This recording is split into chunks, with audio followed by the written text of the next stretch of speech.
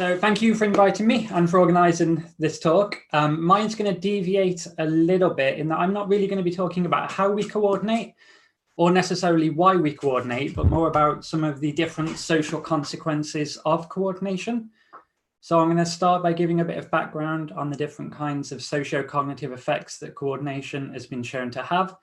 And then I'm going to offer group identification as a potential explanation for why coordination has this wide body of effects, and then talk through a couple of different studies that evaluate this hypothesis and show one potential application of it. Okay, so I'm not really going to distinguish too much between coordination and synchrony. Most of the examples I'm going to give are really more about synchrony, and particularly in-phase synchrony, than coordination more generally. But there's a kind of growing body of work now that shows that coordination more broadly also has these same kinds of effects. So I'm defining coordination and synchrony simply as people matching their movements over time to a common rhythm. So when we sing, dance, play music, spontaneous coordination like people's breathing patterns falling into lockstep, synchronous exercises, calisthenics, and walking and marching in step. But what I'm really more interested in aren't or isn't the coordination in and of itself, it's these different kinds of social consequences that coordination has. The most commonly talked about are the prosocial effects of synchrony or coordination. So seminal study by Hove and Risen in 2009 that showed that the closer in time an experimenter tapped to a participant, the more that participant liked the experimenter, the closer they felt to them, the more rapport they had. Kocal in 2011 showed this translated to behavior as well, and that participants were more likely to pick up pencils when they were dropped by somebody who had previously entrained with that person, and they were more likely to pick up more of them the more in time they'd moved together. Watermuff and Heath in 2009 showed a similar kind of thing, but this time showing that people were more likely to cooperate in an economic game with those people who they'd previously coordinated with, even if that cooperation came at a real financial sacrifice or cost to those that were involved. And a series of studies by Sorelli et al. Have shown that these effects are also present in infants as young as about 9 months old. So this is where infants are bounced up and down in time with other people. And the closer in time they're bounced together, the more likely they are to help these people in instrumental helping tasks or looking time paradigms. Okay, but it's not all prosocial effects. So synchrony has also been shown to have a much darker side. In 2 studies by Scott Wiltermuth in 2012, he showed that people are also more likely to comply or obey to aggressive requests if they come from somebody who we've previously moved in time with. So in one study, he showed that people were more likely to subject other people to loud and aggressive noise blasts if they were requested to do so by somebody who they'd moved in time with. And in the second study, people were walked from one lab to another lab by an experimenter who either walked in step or out of step with that person. When they got to this second lab, they were then asked to kill bugs using a modified coffee grinder. And they showed that people not only killed more of the bugs if they'd been asked to do so by somebody they'd walked in time with, but they killed them quicker as well. And in this study by Dong et al., they showed that people were also more likely to conform to choices of their previously coordinated co-actors, even if those choices were nonsensical. There's a much wider array of effects too. So there's studies that have shown that people are better at other kinds of unrelated joint actions, such as completing these 2-player labyrinth mazes if they've previously coordinated with people. We also have better memories for our previously coordinated co-actors. And there's what's called the self-reference effect, which is where we're better at remembering stuff to do with the self or stuff that's produced by the self than we are other people. But this goes away post-coordination, and we become just as good at remembering stuff pertaining to our previously coordinated co-actors. And then a series of studies by Lakins and Stell showed that we don't even have to move ourselves to see these kinds of effects at work, and that people rated synchronously waving stick figures as more entitative, so more as part of a common group than as separate individuals. And this synchrony information was more important for those judgments than if the stick figures were the same size, same color, or wearing the same kinds of clothes. And in a second study, they then showed the same effects using videos of actual people waving in and out of time. Okay, so what groups together all of these different kinds of social consequences that we see post-synchrony? So we also know that People are more likely to cooperate with common group members. We trust our in-group members more likely to help them. We're better at engaging in joint action with in-group members and out-group members. We're more likely to conform to common group members, even if doing so kind of transgresses our own moral boundaries. And with the group reference effect, we also, with the self-reference effect, we also see a group reference effect, where we're just as good at remembering things pertaining to the in-group as we are to ourselves. So amongst all of these different kinds of social consequences that synchrony or coordination has, we also see all of these as kind of common consequences of identifying people as in rather than out group members.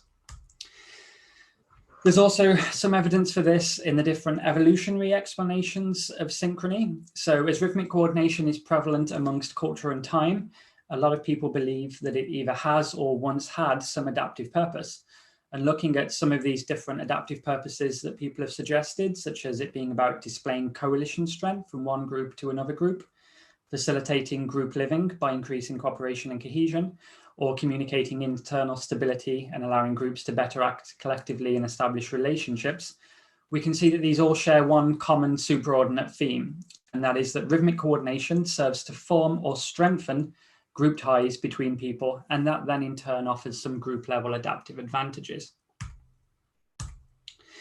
Okay, so that's what I'm going to cover for the rest of this talk, and we're going to look at whether coordination's social effects could be due to people thinking of themselves and each other in common group terms following coordination. So whether coordination is acting as a vehicle for in-group identity adoption, and then everything else that we're seeing that follows is as kind of typical in-group, out-group effects. So the first study was testing this hypothesis. So if increases in prosociality are to do with group identification, then we should only see them when people are coordinating with people who they don't already view as common group members. But these differences shouldn't necessarily be present if this hypothesis is correct, when people are coordinating with people who they already view as being a part of their in-group, a part of their own group.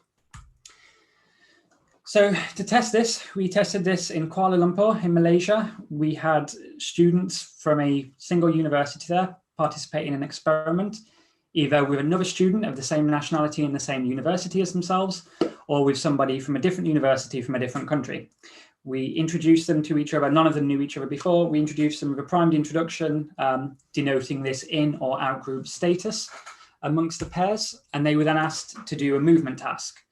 Half of the pairs did this movement task in phase, the other half did a matched, uncoordinated version of the task.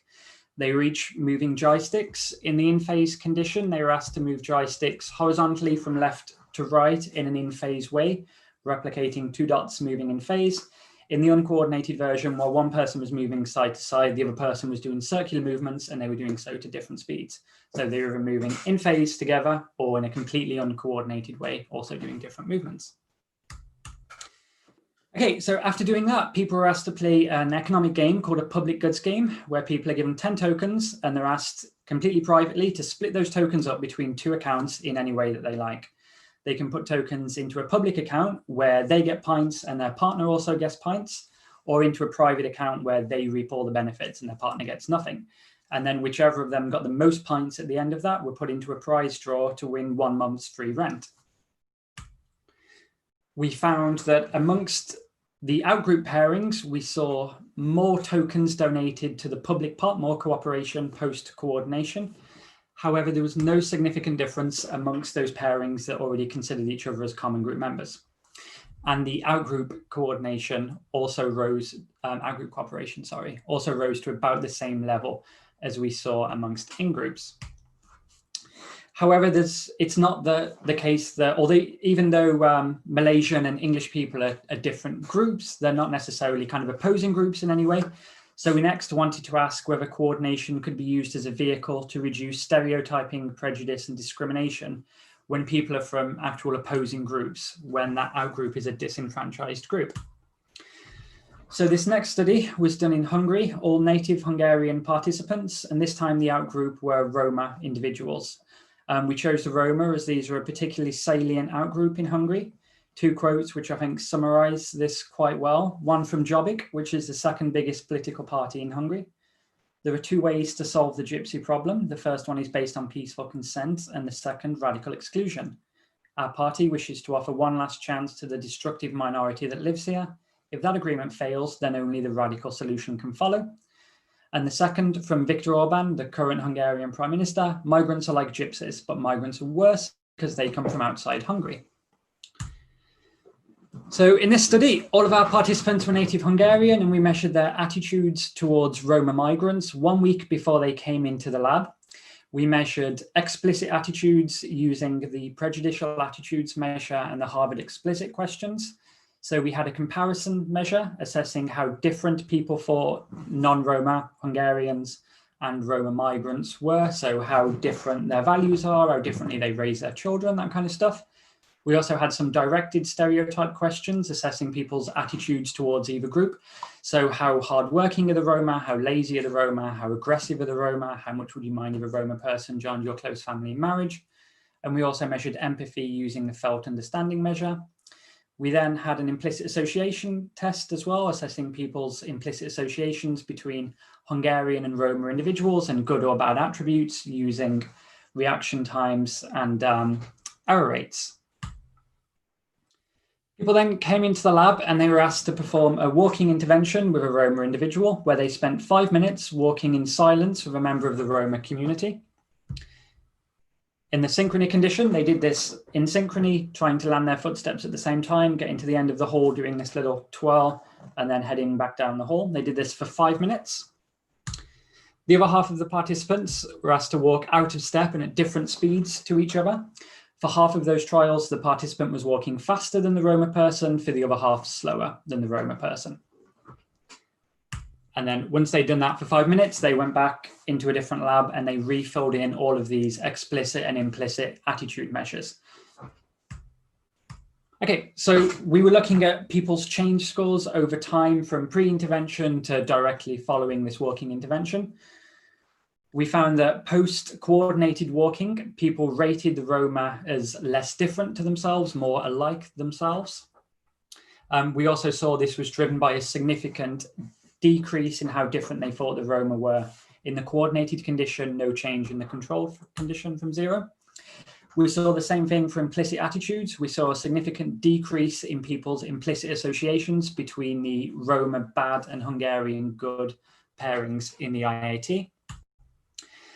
In the directed stereotypes measure, the pink bars pertain to people's attitudes and stereotypes towards the Roma, and the blue bars towards non-Roma Hungarians. We saw that people's negative stereotypes of the Roma decreased post-coordination, and this was driven by the coordinated, not the control condition.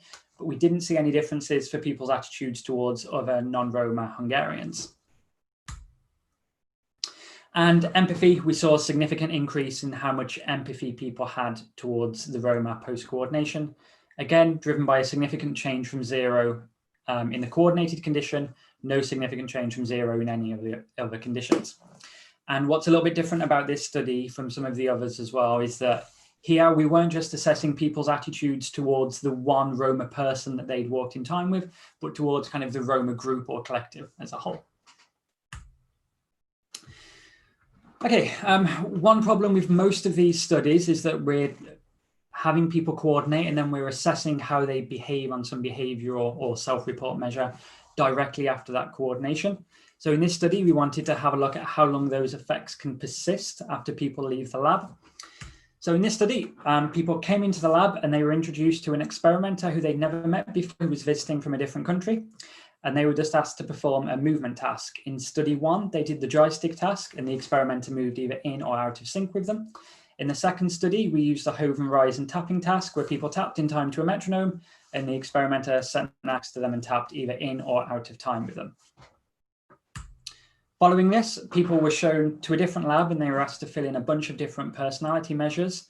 The one we were actually interested in, this measure of de-individuation, assessed whether people kind of thought of their own identities in very individual ways or saw themselves more as part of a collective, as part of a group. Then 24 hours after people had taken part, they were emailed purportedly from the experimenter asking if they would be willing to give up an hour of their time to do another study for this experimenter online that was unpaid. we saw that people were around 3 to 4 times more likely to give up that hour to do that study and to see that study all the way to the end if they had moved in time with the experimenter than moved out of time with them. We also saw people were more likely to talk about their identities in de-individuated ways post-coordination.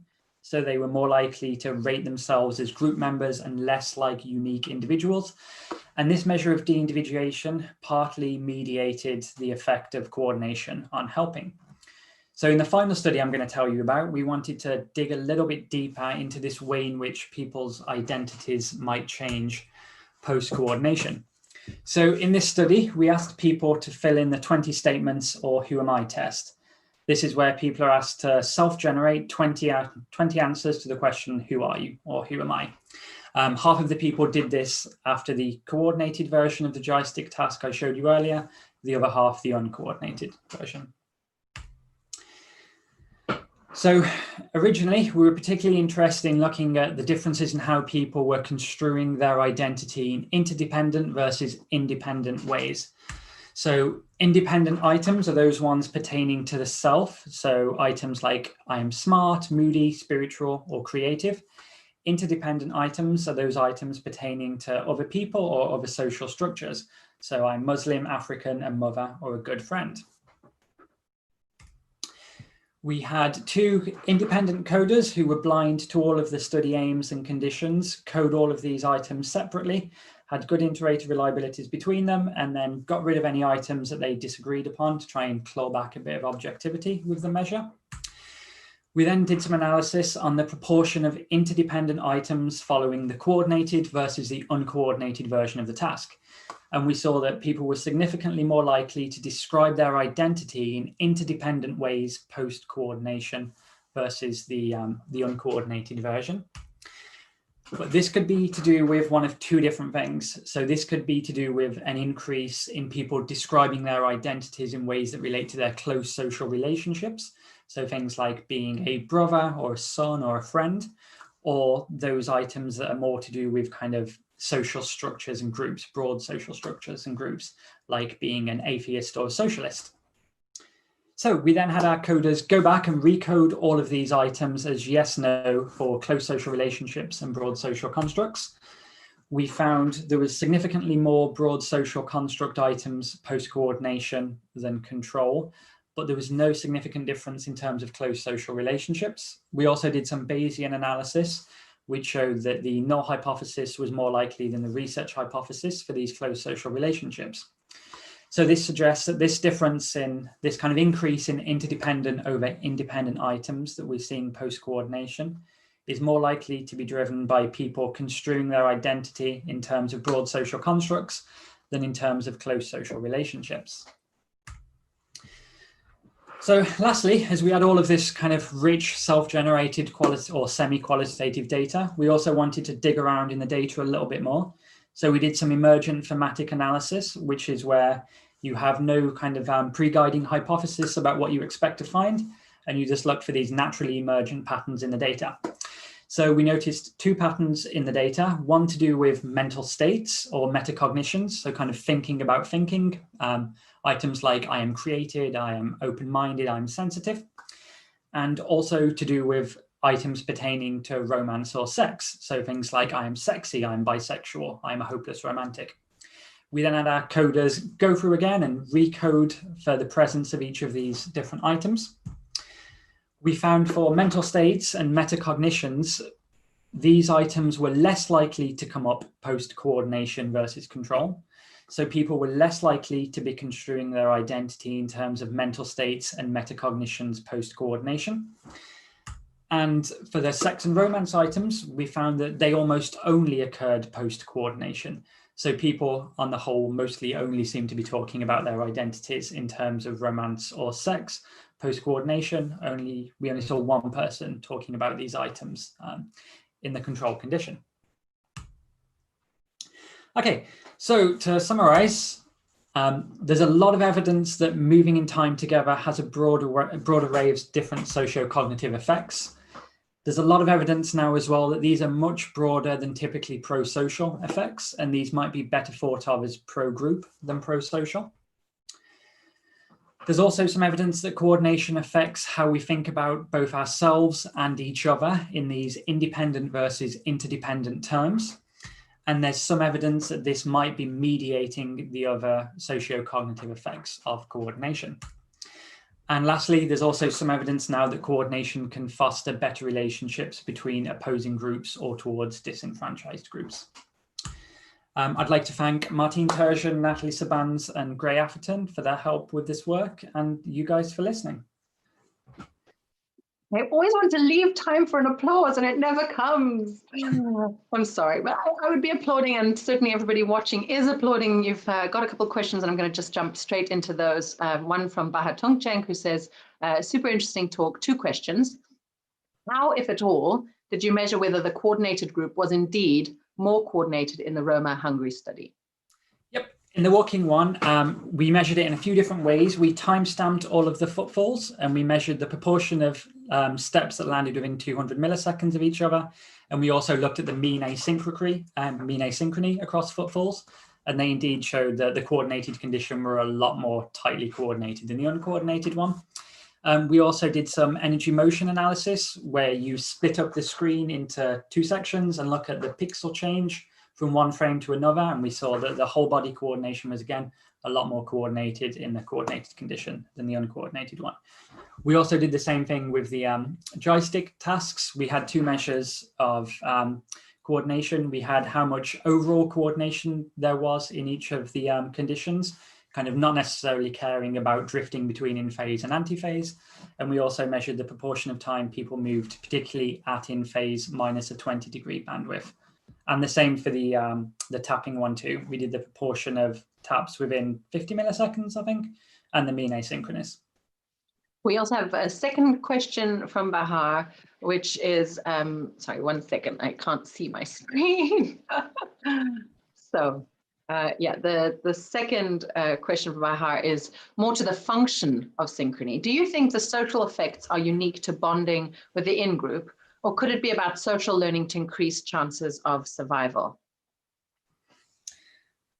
I'm not sure the 2 are mutually exclusive, to be honest. I think the former would probably lead to the latter, in that those groups that become more bonded and using these types of tools are more likely to survive. So yeah, I'm not sure that they're mutually exclusive, and I think both are probably going on. And then Travis Wiltshire says, nice talk, Liam. One thing that I've been wondering about recently is whether these kinds of pro-social consequences might be influenced by the degree of embodiment or level of bodily activity of the synchronous activity. For example, a comparison between those who synchronize using only the joystick versus walking. So sort of this embodiment idea that I was mentioning in my talk. Yeah, absolutely. I think that's definitely going on. And that's one of the problems, I think, in some of the earlier stuff we were doing, like finger tapping and moving joysticks. They're quite boring tasks that don't really involve a lot of stuff. We've recently, like you guys have been talking about, just moved to VR recently as well. So we're starting to have kind of much bigger setups now where people are doing more kind of engaging tasks. So yeah, I definitely expect that having that more full body and engaging task will foster greater degrees of effects. Great. Well, with that, I will thank you for your time, Liam. Thank you for your great talk and for complimenting so nicely my stuff on muscular bonding.